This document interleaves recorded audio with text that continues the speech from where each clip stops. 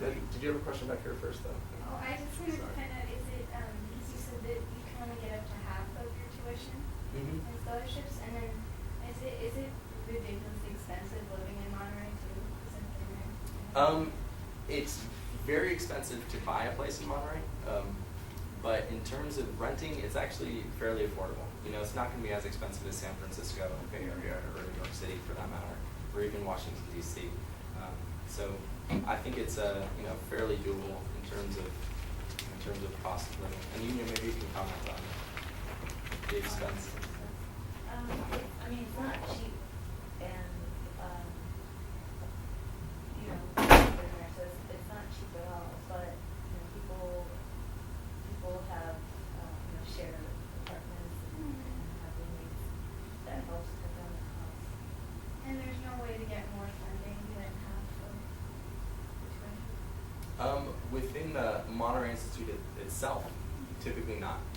But there are, research assistantships, and other work-study programs to help put a bigger dent in terms of the tuition. But at the moment, the scholarship program just goes to half tuition. And Anthony, did you have a question? Yeah, could you actually go back to the previous slide real quick? Yeah. And also, is Monterey an APSIA school? APSIA, we are APSIA members, but in terms of accreditation, we're not accredited by APSIA, and the major reason being for that is our GRE policy. And we're kind of separate on that. So, any other questions?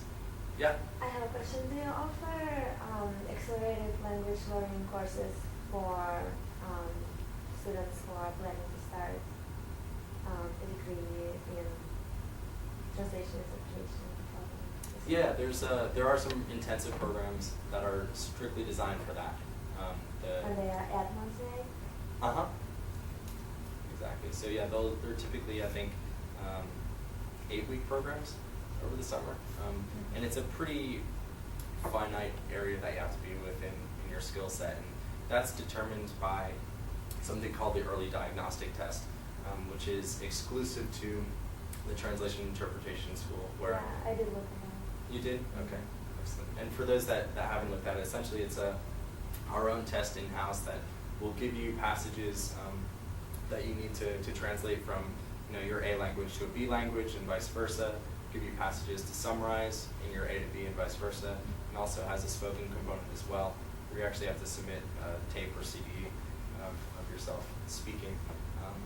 And the language translation interpretation faculty will actually assess those and then judge based on the rest of your application where you fall. And in some cases, students are almost there but need a little bit more preparation.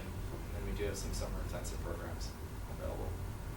And is that graded like the same way as an OPI? It's a little bit different. It's it's graded on a sliding scale from 0 to 5, basically in each different area.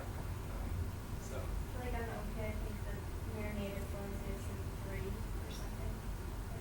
Yeah, it's a different scale than that, but I can certainly put you in touch with Jeff Wood, to see if there's a way to translate those two scores if you have one. What are the requirements for a C language? Do you have to be in your native English language as well?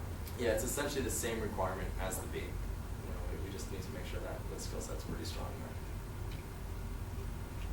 What is the quantitative component like for the policy for the LPS program? We have, it's mostly relies in the data analysis course, and it's statistics for the most part. So we do have a course in stats.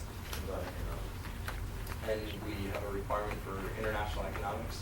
And for admission to that program, or not for admission, but in order to take the international economics course, you do need a background in introduction to micro and intro to macro.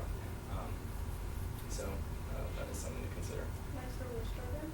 For the policy school. For the whole policy school? Mm-hmm. So, yeah. Are those applying for a school of translation and interpretation expected to have work experience as well? Language skills are probably the most important, but doing some freelance translating or interpreting on the side, it definitely helps in terms of the application results. And it's certainly one of the more competitive programs, just because the application or the program requires the applicants be so skilled in language, and there's a finite space available for certain languages. Yeah. So let's say if you already graduated college and you've been working for a few years and then you want to get into policy school and you didn't take any econ in college, Mhm. then how would you? There's a few different strategies.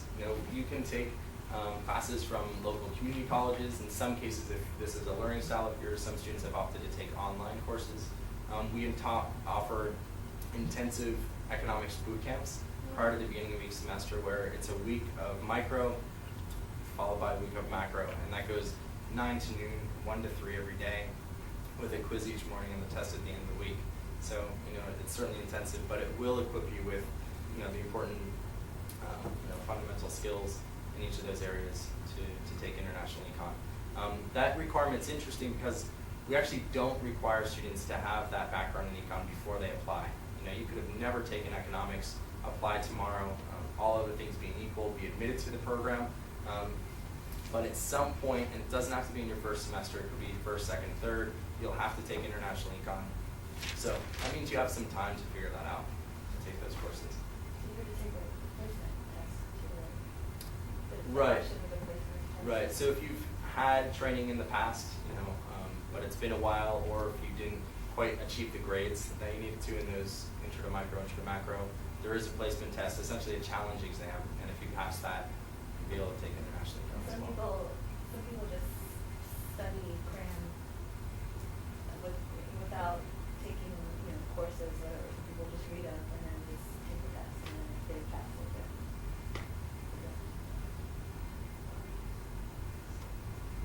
Anything else? Cool. Well, thank you guys for coming by. I do appreciate it. I know that you're busy. And certainly, if you'd like to receive more information about any particular programs, I can get you to the form to fill out, and I can send that to you in the mail. And also give you my card so we can continue the discussion later. But yeah, thank you.